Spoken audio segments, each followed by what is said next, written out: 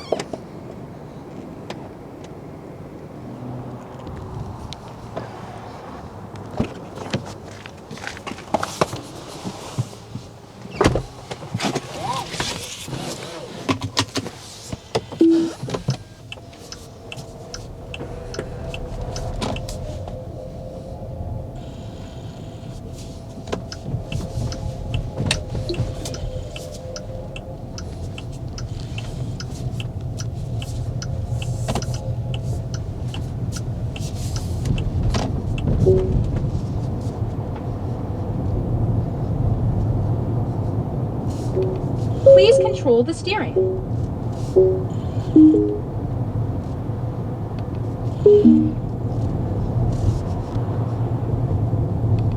Highlight is on.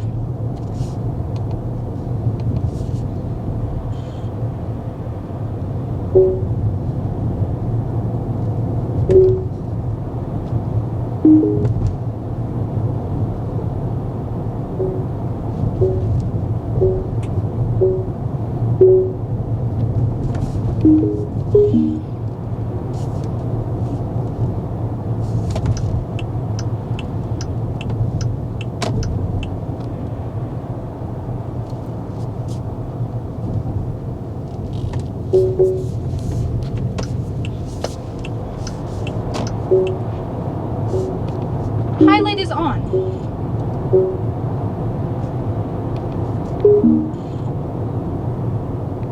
Yo, what's up? We're now sitting in the Nio EL7, and in this video I'm gonna give you guys what should I say? It's like a summary, yeah, and also driving impression of how it is. So yeah, I've been spending some time with this EL7, and how is it? It's a Chinese car. It has the bing bongs. Yes, it's that Nomi. Sometimes I want to just rip it off and just throw it away, but okay, that doesn't help, of course, because that's just the this creepy little screen.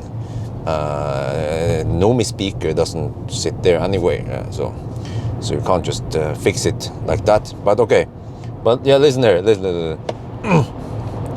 Highlight is on. Yeah, all right. So this is usually how it is when you drive these Chinese cars, huh?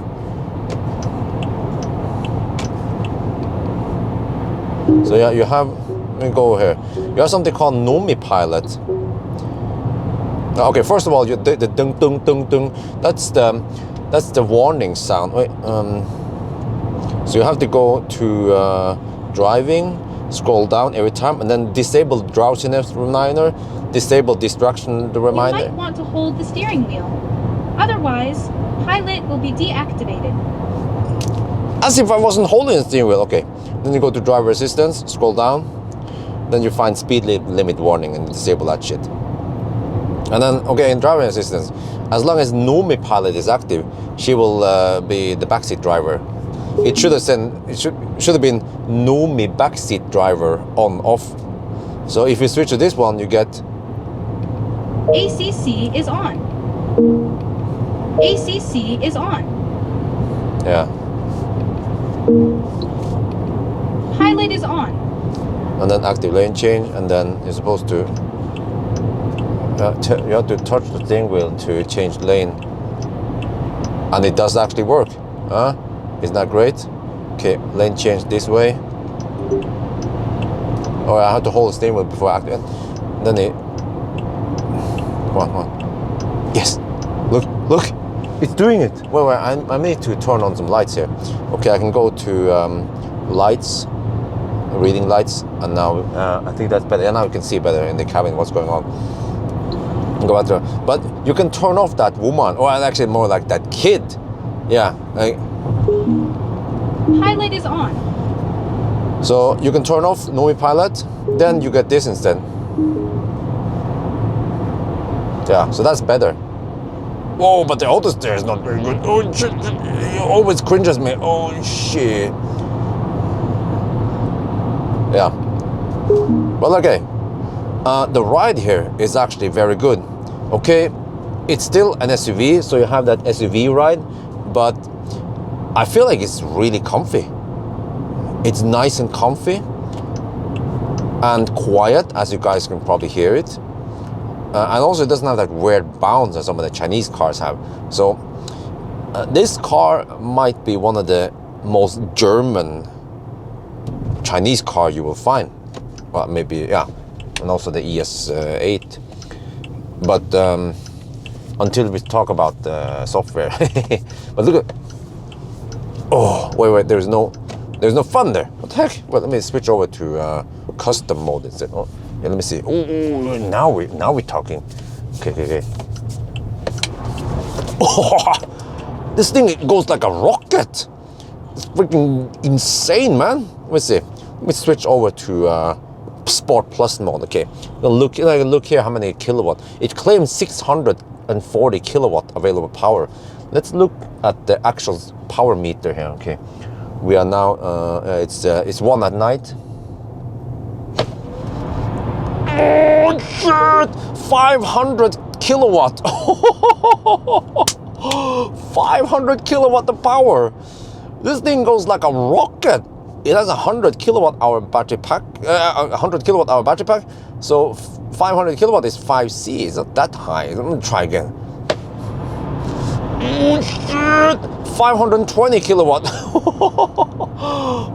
Okay. Well, if I switch over to custom, which is the medium sport mode, it's not the full sport mode. If you want to have the full sport mode, you have to give up some comfort and stuff. The car cannot be in the normal. It has to be in low suspension and stuff like that. Steering wheel cannot be in the comfort mode. But let's try now. This is the comfort mode where I prefer it, where I have some comfort stuff. Also, let me see. Look at that. I'm not the only one hammering. Come back here.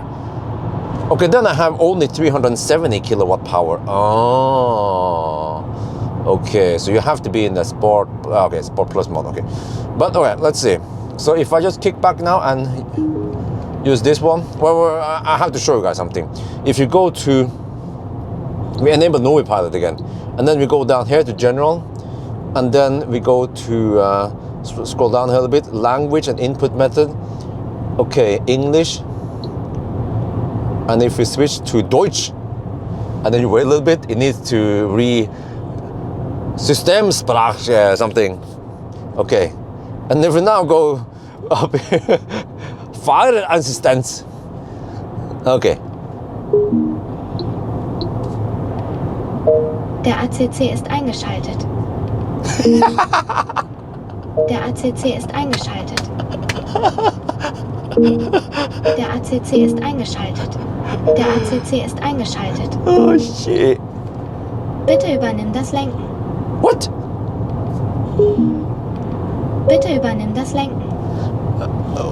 Why do they have kids talking? Huh? Wait, how do you enable that thing again? Okay. Yeah, but it's sounds to me like Der Pilot ist eingeschaltet. this pilot. It's Helga's daughter. They put Helga's daughter in here.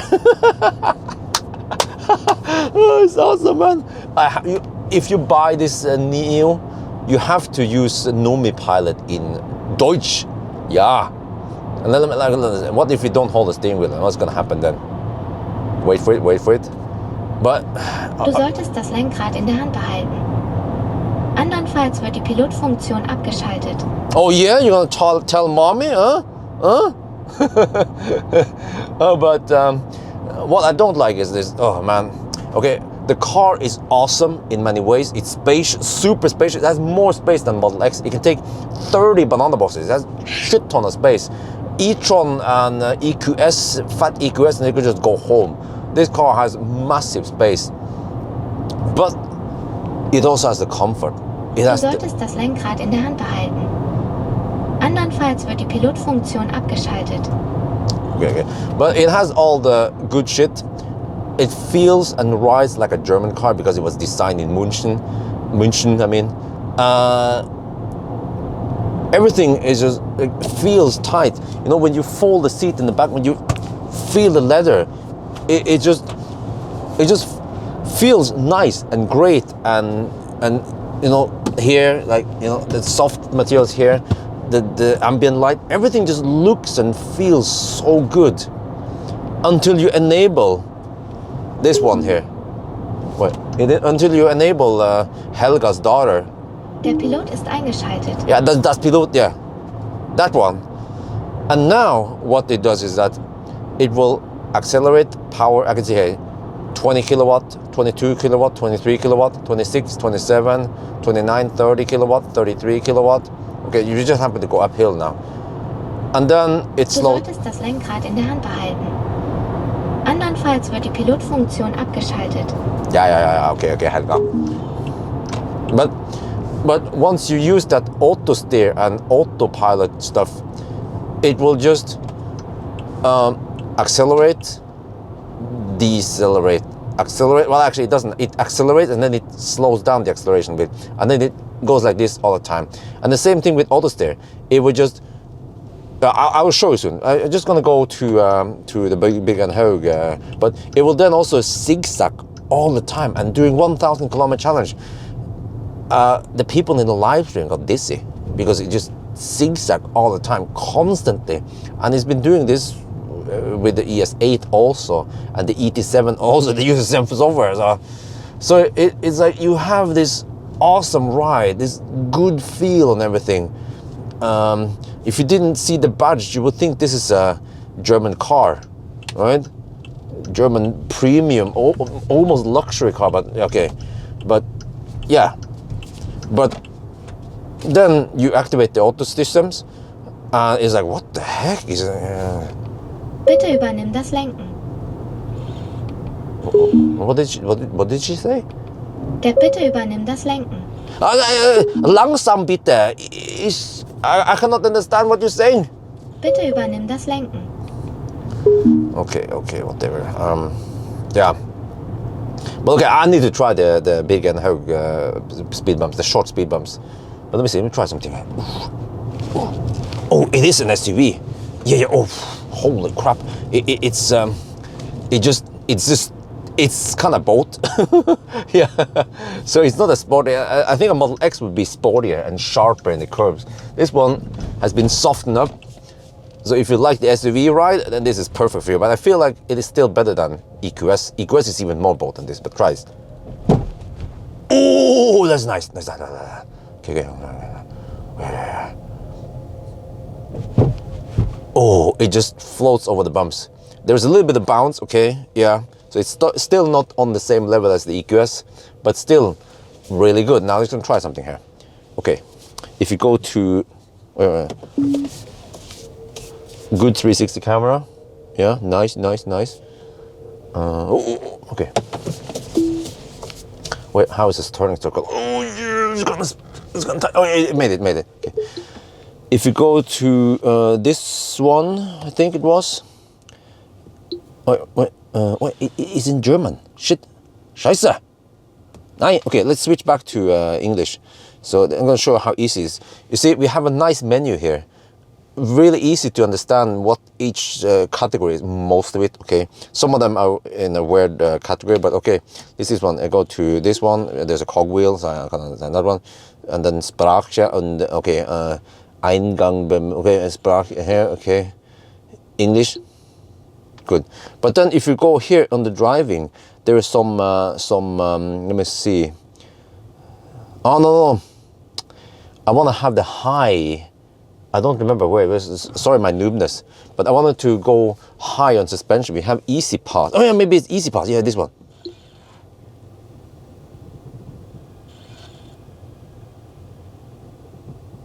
Nope, now it lowers. That was not what I wanted to do. Wait, was it? Let me check here. Or did I miss... Yeah, my bad. Easy pass raises the car. okay, let's try now. If we raise the car, raise the suspension, how is it then? Oh, well, I don't know if you hear it, the wheels bounces a bit, it jumps over these short, yeah. I think EQS wasn't like that. And the i7, what, did I drive the i7 here? Okay, now it becomes really bold. Holy shit, man. Okay, but what you can do is you can just go here, and then you go to Sport Plus. Oh, do you hear that sound? It lowers the suspension. It firms up everything. And now we have 0 to 100 in 3.9 seconds, which is the same time as a freaking BMW i4 M50. In a freaking SUV. This thing goes like a rocket. Oh man. Yeah. Wait, is there fake engine sound here? I hope not. Okay. But look here. Okay. Drive around the curves a little bit. Freaking thing goes like a rocket, man. What the heck? How is this possible? It's a big car with lots of space. And it's somewhat heavy. And it just goes, oh shit! Shit, it can't. Is it legal for an SUV to go this fast? Huh? I mean, it has performance similar to a fat e-tron 60 or e-tron S, you know, the triple motor e-tron S, or the BMW iX M60, wasn't it called?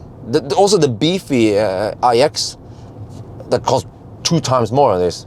Yeah, and this thing is just, well, let me just slow down a little bit. This thing just goes like a rocket. Oh, damn. And by the way, when we speak about price, you can get this one with bus, 100 kilowatt hour bus. You know, the bus is battery as a service. You rent the battery. It will set you back in Norway. It will cost you 680k. Oh, look at it. I'm even in the low one, sport mode. I'm just riding over these shitty roads around Alnabru, and it still goes well. Yeah, my spine is still intact. But think about this, with bus, you pay 680k for this car, and then you have to rent. Then you have to pay 2,000 NOK per month for bus, for renting. But then you get access to the battery swap. There are not that many yet, but with bus you also get 200 kilowatt hour you can charge on many places. For example, Fortum or Recharge. They are freaking expensive, 8.5 NOK per kilowatt hour. But with bus, if you only charge on Fortum, it's actually worth 1,700 NOK of charging per month that you get for free, included in the bus. Or you can battery swap twice. But even if you run out of bus credits and you battery swap, it will cost you 99 NOK per swap, and then it will cost you 2 NOK per kilowatt hour for the difference in the swap battery versus the other battery, right? They calculate how many kilowatt hour difference there. So that actually becomes roughly 3 to 4 NOK per kilowatt hour. It's dirt cheap compared to fast charging or high power charging nowadays. So actually, price-wise, this thing here kicks ass for the Lord, really. It has so good space, so good performance, so good comfort, on par with cars that cost way more. Holy shit! This thing is on steroids. is the angry Chinese. Ah! What did they do? They created a monster. Oh shit! Okay. Slow down. Okay. Oh, there's a truck behind, but he's kind of far behind. Oh, slow down. Oh.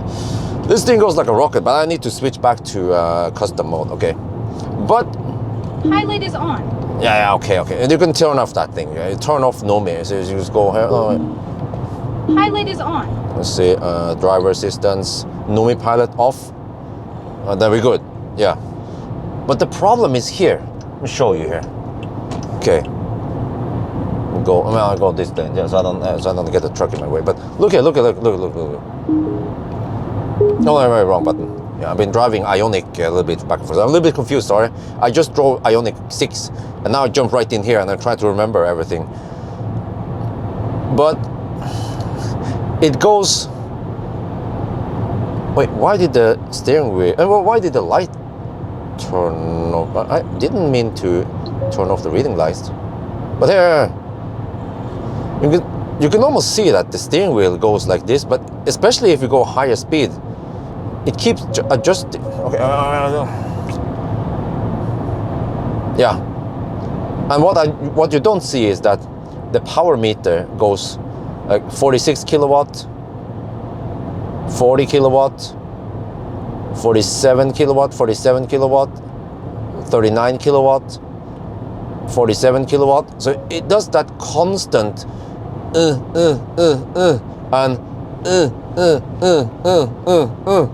try to do that for 10 hours during 1,000 kilometer challenge. You'll be like, stop it, because the car is so nice and smooth otherwise, but then it ruined by the auto steer system. Yeah. So yeah, but other than that though, it's a nice car in many ways. Yeah. So let me see, maybe I should just go back home now, because I think I talk enough. Okay, when it comes to battery swap, I think I need to have a dedicated video when it comes to battery swap, because battery swap is nice, but I feel like in Europe it might not be that useful, because I have now first-hand experience with several battery swap long trips in the 1,000 kilometer challenge, and they become a little bit cumbersome or painful, because in order to utilize the battery swap to the fullest, you need to drive far enough, drive the battery low, and then you swap. You should do that also if you're an owner, because you get 2 battery swap per month for free, and so that means you don't have to pay the battery swap fee, which is 99 NOK, right? So, but that means that if you swap several times, you use up those free swaps, and then you have to start paying a swap fee. Which means that you want to drive until the battery is low before you do your swap, and then when you swap it, it takes around 5 to 7 minutes. Seems like they speeded up the swap a little bit, so it takes maybe let's say 5 to 7 minutes, but then you have 90% battery and you are actually good to go, and you cannot leave the car while you're swapping. So suddenly the whole advantage of battery swap is kind of gone, because then you should drive for, let's say, 3-4 hours, and then you swap, and then you should drive for another 2-3 hours, because then you get 90% battery, and then you can go to the restroom. Or you don't have to do that. You can of course battery swap for 5 to 7 minutes, and then you go to the restroom and go somewhere else, right? And then you could just, meanwhile the car is just parked. But that means that you might spend 15 to 20 minutes at that swap station area or the gas station or whatever, and during 20 minutes with modern EVs, you can typically charge from 10 to 50-60%. For Ioniq 6 you can actually go from 10 to 80% within 18 minutes. You know, just to put things into perspective, if you have a modern EV that charges fast, then the battery swap is not really a great advantage. But in China, that could be a completely different story, because in China, I guess some cars over there, they don't charge that fast, because that's one of the downsides with this one. It's a freaking 100 kilowatt hour battery, but it peaks at 125 kilowatts, until around 35%. Then it drops to slowly to 100 kilowatt. So it has a somewhat flat curve, but the main point is that it charges at maximum 125 kilowatt. Whereas other 100 kilowatt hour packs, let's say Tesla or Fat e-tron or other even smaller packs, they charge at 150, 170, 175, you know, or 200, 250 kilowatt on Tesla. So I feel like that's the Achilles heel of this EL7 and also ES8 and also ET7, is that since they have the same battery, exact same battery, because you can actually swap them, and then suddenly you might get another battery that has been in an ES8 or ET7. But what I was saying is that the weakest point, or one of the weak points in this car, is that it charges a little bit slow compared to other cars with 100 kilowatt hour packs. And unfortunately today we don't have enough battery swap stations where you can go on a pure battery swap. Well, it depends, I guess, but yeah. So what it means is that you might have to charge also in between, and I've seen many Nio people around Norway charge on Ionity or other chargers. Why don't they always swap? Well, because they have to fill in a little bit of charging, and then that's the problem, because if this car had 200 kilowatt charging at least, it would be way better in many ways. Yeah, because it seems like Nio, they just designed the car or tailor it for China, but Europe is different than China. But it doesn't make this car bad or anything. It's just that it could have been even better. It could have been insanely fast, for example, for trips, if it was charging faster, or if you had more battery swap stations, I guess. Yeah. But other than that, it's a nice car. It has pretty good headlights. Not the best I ever seen, I think. But yeah, it's still pretty good. Well, actually, I need to test them. They are the same as the ET5. But they are not adaptive, or no matrix stuff or anything like that. So yeah, this one here is a bit weird. This one is maybe the only thing that I think is a little bit weird, because the rest of the car, once you try one and you touch steering wheel, seats, door handles, everything, right, you will feel like this is a really well built car. Yeah, and I think many people who buy, for example, German cars, they want German cars because of that kind of premium feel, and that when they touch something, they feel like it has been built to last, unlike some other cars maybe, yeah, that doesn't have that kind of premium feel. So let me just drive around here and just give you more input on how this car drives. And for day-to-day driving, I gotta say, okay, I should compare against the EQS SUV, because this is a big car, by the way. The EL7 is a big car. It's actually slightly smaller than ES7. ES7 is just humongous, man.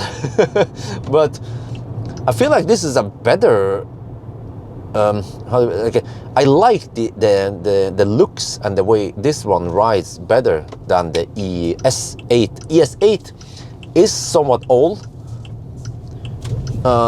It has been in China for a long time until Europe got it, and the design just looks a little bit outdated in my opinion. But this one looks just nice and slick and sexy in the back, and ooh, and it is also more efficient than the ES8. It has more efficient motors, and the drag coefficient is better, and you sacrifice a little bit of space. But the ES8 has third row, so of course if you need that one, then you have to go for ES8. But I think this EL7 will fit many people. If you're considering a big SUV, and yeah, you look at EQS SUV, I guess that's freaking expensive. You can buy 3 of these for one EQS SUV.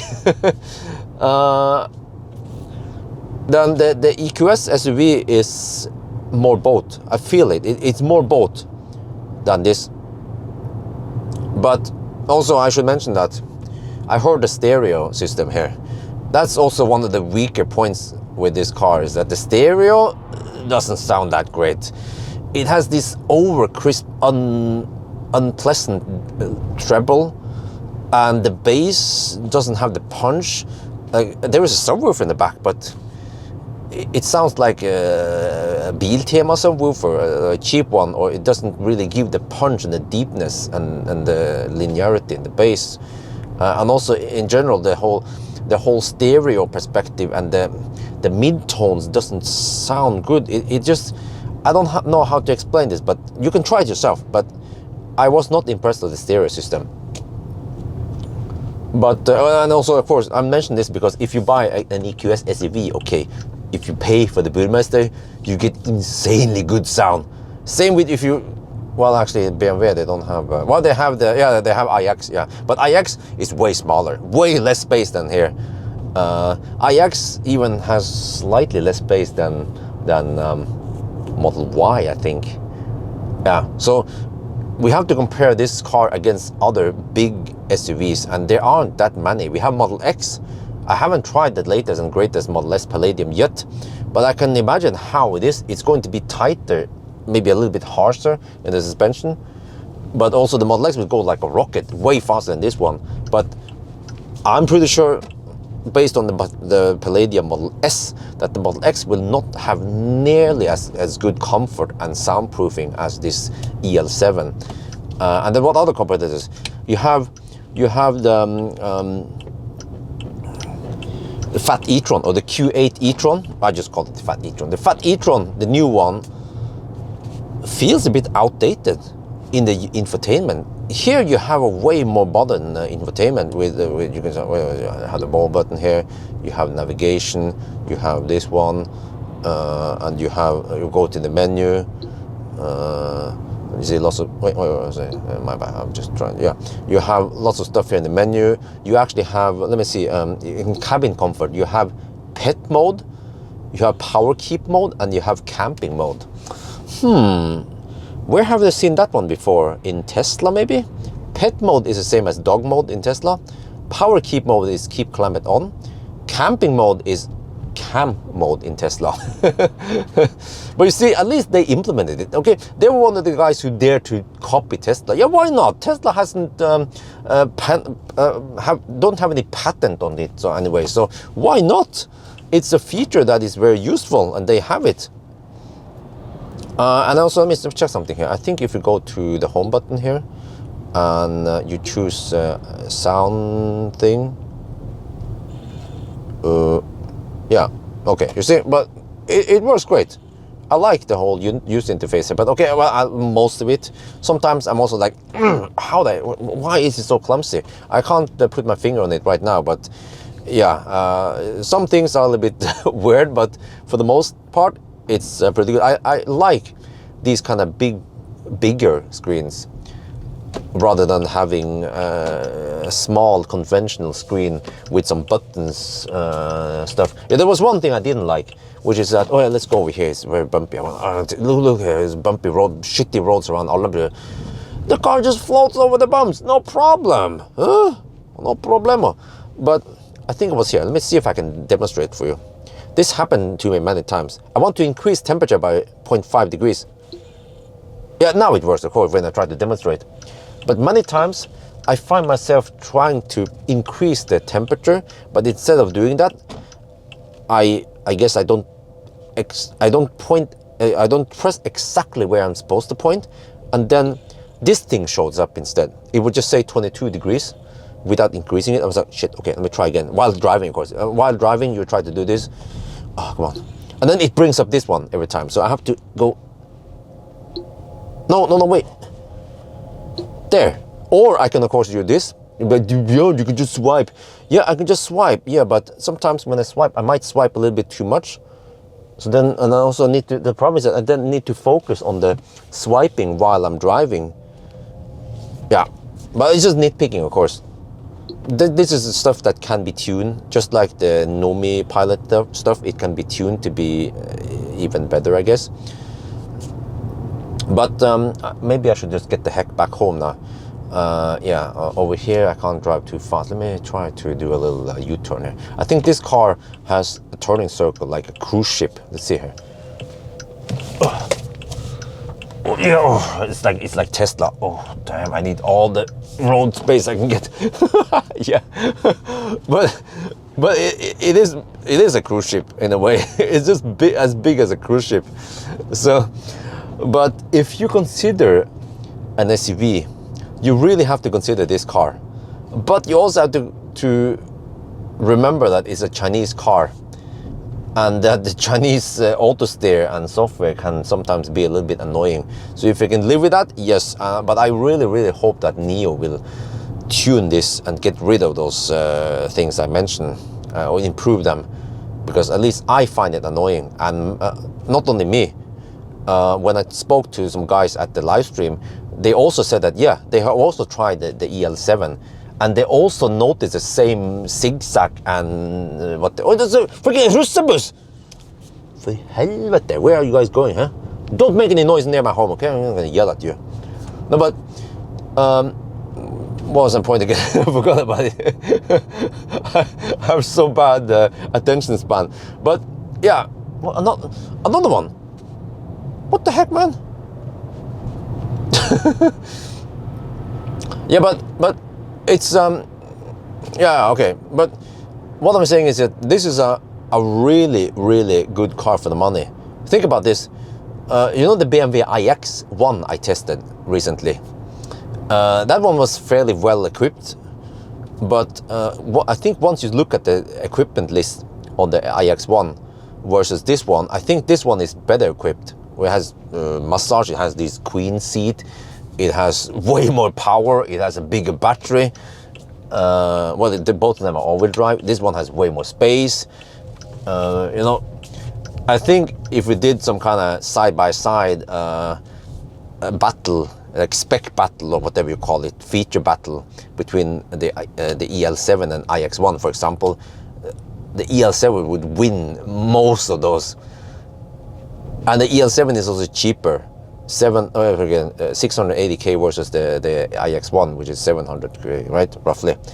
But then, but what about bus? Yes, I know you have to pay for bus. You have to pay 2,000 NOK for renting the battery. Yes, but like I mentioned, you get charging or you get battery swap for it. So you basically get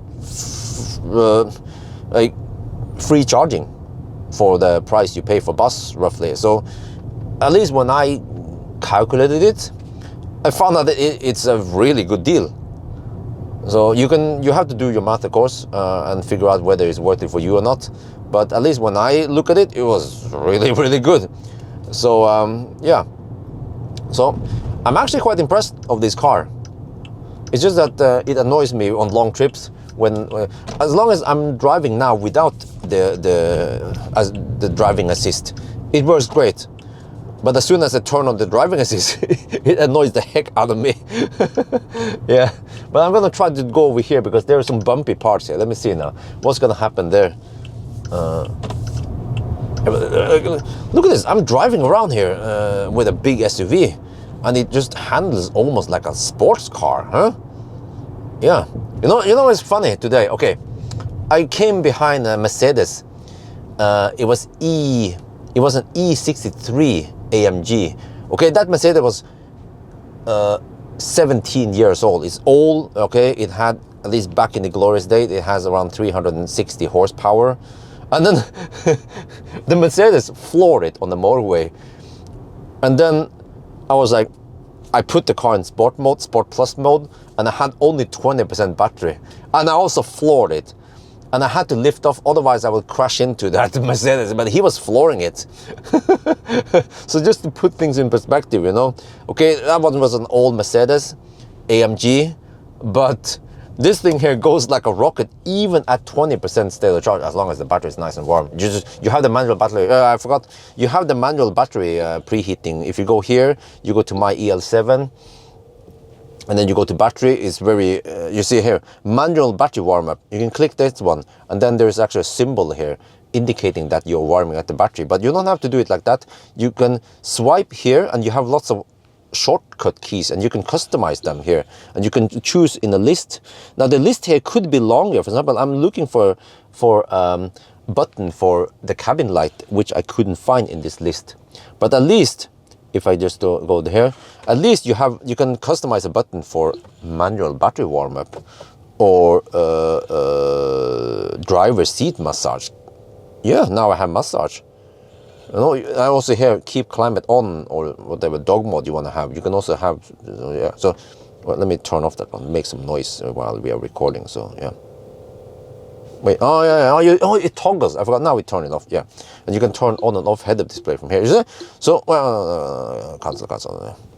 So it's really good user interface. You just have to get used to it, and you have to just know maybe some of the weird shit about this thing, and then I think you're gonna love the car.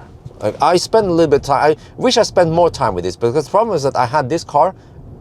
The bumps. Oh yeah, I had the EL7 the same time that I had an Ioniq 6, so it was a little bit split. But I was really busy testing both cars as much as I can, and it was actually a pleasure every time I sit in here and drive it. Here, you see, here's the bumpy parts I want to show you. Oh yeah, it just what's so nice. Oh, like if I had the money and I needed an SUV. Oh shit, there was some potholes. Oh yeah, I would strongly consider this car. I personally might not buy this car because of the Nomi. No, okay, not because of Nomi. Okay, no offense, Nomi, but because of the auto steer choppiness and zigzag. That's like the one reason that could put me off buying this car, because I use those auto steer systems a lot, because I tend to go on long trips on motorways. Yeah. But really, if you want to buy something like this, this is probably the best car for the money. The German cars, they are a lot more expensive, and other Chinese competitors like BYD, Tang is fairly spacious, but it just doesn't have that nice ride like you get here. The comfort in the suspension. Tang has a weird bounce in the suspension that I don't like. This one just feels very, very German. You see, I'm going to purposely run over the potholes here. It's just, oh yeah, it's really good. They seem to balance the what you call it, the compression versus the rebound very well. But this car has been designed in München, so Germans have been working on it, and then they toss the car over to the Chinese, and then they work on the software. Oh man, can you just let some Americans in Silicon Valley take care of the software instead? Yeah, maybe not Tesla, because then you have phantom brake. Yeah, by the way, okay, I forgot to mention this one, phantom brakes, and it's annoying. Like, I would be driving in the motorway, there would be a car on that lane, and then this car detects that it could possibly merge, and this car phantom brakes, and it says possible merge coming, right? But many times it was not even near crossing the line. But there are some cases, yes, where it happened, but it was a little bit annoying. So software could be tuned better. Yeah, that's what I'm saying. Okay, but okay, I'm just gonna end now because it's a very long video. But let me just So I mentioned competitors. Very important to mention competitors, right? And one other competitor is actually the one parked over here. Several of them is parked over here. This one. Wait. Voya Free. Can you see it? Wait, you can't. Okay, whatever. You can kind of see it. Yeah, the Voya Free. When I tested it, not too impressive. It was noisy. The suspension was a bit weird, from what I remember. And it was charging not that fast. But they're going. Yeah, they were supposed to increase the charging speed on it. The space also wasn't that great, wasn't it? Yeah, but so Voya, nah. BYD Tang, nah. Hongqi, well, Hongqi I don't consider it an SUV, but Hongqi is very, very big and and spacious also, and super comfy. So Hongqi might be one of the closest competitor to this one, but the Hongqi feels more both closer to an EQS SUV or something like that, or yeah, something between an EQS SUV and the regular EQS something. And what else? Other Chinese big cars do we have? No, I think that's it. Yeah, but yeah. So what should I say? This car gets my thumbs up, 2 thumbs up. Really, really good car. And there are of course some disadvantages, but every car I test comes out with some disadvantages and some good stuff. But this one has lots of good stuff. I think that's what I'm trying to say. So hopefully Nio will watch my videos and look at what I'm complaining about and hopefully fix some of that. So that's the good thing about many Chinese car manufacturers, is that they actually listen to the feedback and they improve. Oh yeah, I forgot one. Oh, how can I forget it? Yeah. The one and only car that Nio needs to fear is, oh shit, oh, I'm a noob, is XPeng G9. The G9 was super impressive. It was more or less like this. It was just, whoa, quiet, comfortable, good dampening, you know. Oh, it's been, when I put it in park, then it goes, okay, that is a bit weird logic. Because I put it in park, it reset the light, yeah, you see? Then I have to go here and have to do the lights and have to turn it on again. So, you see, little quirks that would annoy the heck out of me in day-to-day driving with this, the way it has been programmed. But yeah, so I think that's it. This car is one of the best in its class, only maybe beaten by the XPeng G9, but G9 doesn't have battery swap, but G9 can charge at 300 kilowatt supposedly in Europe. So yeah, that's going to be like the epic battle between the Chinese cars in Norway, Europe. So yeah, I think that's going to be it for now. I hope you guys enjoyed this video. As always, thank you for watching and talk to you later.